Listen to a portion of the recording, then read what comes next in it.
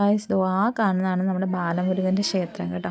നമ്മൾ വൈശാലി പൂജാ സ്റ്റോഴ്സിൽ വന്നതാണ് പൊങ്കാലയ്ക്കുള്ള സാധനം വാങ്ങിക്കാൻ വേണ്ടി. അപ്പോൾ ഈ കലമാണ് ഞാൻ വാങ്ങിക്കാൻ പോകുന്നത്. അപ്പോൾ ആ ചേട്ടൻ ഓൾറെഡി വെള്ളമൊക്കെ നിറച്ച് വെച്ചിട്ടുണ്ടായിരുന്നേ. ആരുക്കുട്ടിന് വേണ്ട മിഠായിയൊക്കെ പിറക്കിയെടുത്തവൻ. അതിന് ശേഷം ചേട്ടൻ ലിസ്റ്റ് തയ്യാറാക്കുവാണ് കേട്ടോ. അപ്പോൾ ഇത്രയും സാധനങ്ങളാണ് നമുക്ക് വാങ്ങിക്കേണ്ടത്.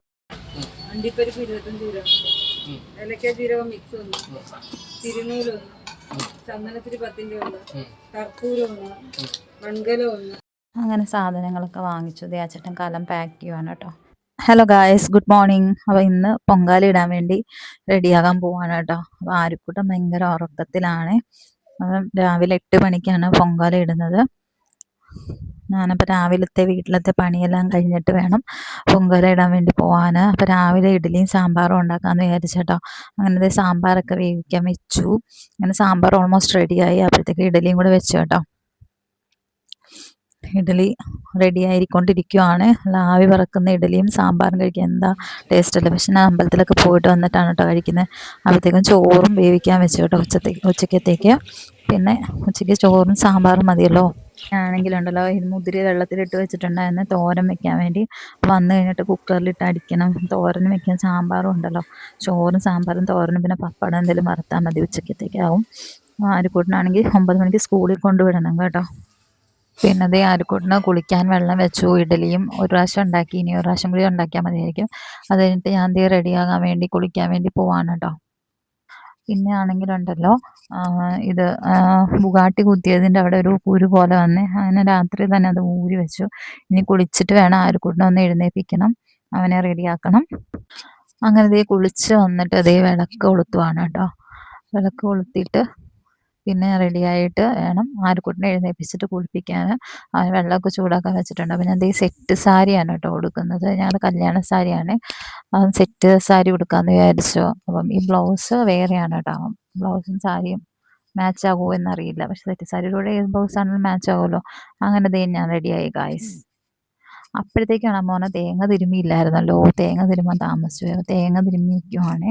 അപ്പോഴത്തേക്കും പിന്നെ അമ്പലത്തിലെത്തി. ആരുക്കൂട്ടം ഇഷ്ടിക എല്ലാം റെഡിയാക്കുവാണ് കേട്ടോ. അവിടെ അടുപ്പ് കൂട്ടാൻ വേണ്ടി ഇഷ്ടികയും കൊണ്ടുപോകുന്നുണ്ട്. അങ്ങനെ കലമൊക്കെ വെച്ച് പൂവൊക്കെ വെച്ച് അലങ്കരിച്ച് ചന്ദനമൊക്കെ തൊട്ട് അങ്ങനെ പൊങ്കാല ഇടാൻ തയ്യാറായി ഞങ്ങളിവിടെ നിൽക്കുവാണ്. കുറച്ച് പേരൊക്കെ വന്നിട്ടുള്ളൂ, വന്നുകൊണ്ടിരിക്കുകയാണ് കേട്ടോ ആൾക്കാരൊക്കെ. അപ്പോൾ കൊതുമ്പില്ലാത്തതുകൊണ്ട് ഞാൻ പിന്നെ കടയിൽ പോയി വാങ്ങിച്ചു കേട്ടോ. അപ്പോഴത്തേക്കും ഭദ്രദീപം തെളിയിച്ച് ആ മുമ്മയുണ്ടല്ലോ താഴെ വീണു കേട്ടോ. പ്രാർത്ഥിച്ചു കഴിഞ്ഞിട്ട് ദേവിയുടെ അനുഗ്രഹമായിരിക്കും. അമ്മയ്ക്ക് എഴുന്നേൽക്കാൻ ഭയങ്കര പാടായിരുന്നു ഗൈസ്.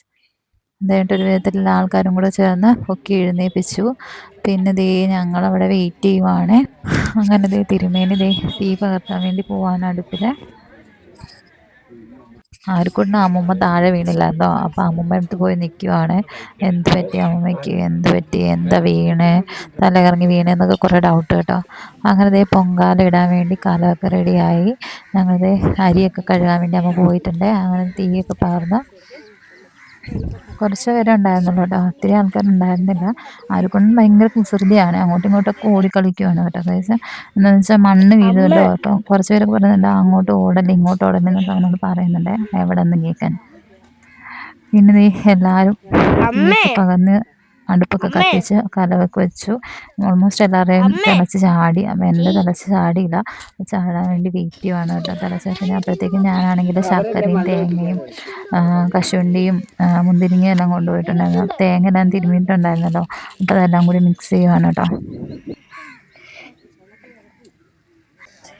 ഇതെന്തുവാ?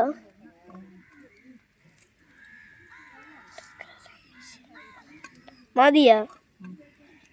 ഞാൻ ശർക്കര എല്ലാം ചീകി അതിൻ്റെ അകത്ത് ഇട്ടു കേട്ടോ. അപ്പോഴത്തേക്കും അരിയൊക്കെ തിളച്ച് വന്നിട്ടുണ്ടായിരുന്നു. ഇനിയിപ്പോൾ തിരുമേനി വന്നിട്ട് അത് തളിക്കും കേട്ടോ. അത് കഴിഞ്ഞിട്ട് കുറച്ച് നമ്മുടെ കയ്യിൽ നിന്ന് ഇങ്ങനെ എടുത്തുകൊണ്ട് പോയിട്ടുണ്ടായിരുന്നു ആ ചേട്ടനെ. തളിക്കുവാണ് കേട്ടോ ഗൈസ്. അങ്ങനെ ഈ വർഷത്തെ പൊങ്കാല റെഡിയായി. ഞാൻ ആദ്യമായിട്ടാണ് കേട്ടോ പൊങ്കാല ഇടുന്നത്. ഒരൈഡിയ ഉണ്ടായിരുന്നില്ല. ഇനി എല്ലാ വർഷവും ഇടാൻ പറ്റണേ എന്ന് പ്രാർത്ഥിച്ചുകൊണ്ട്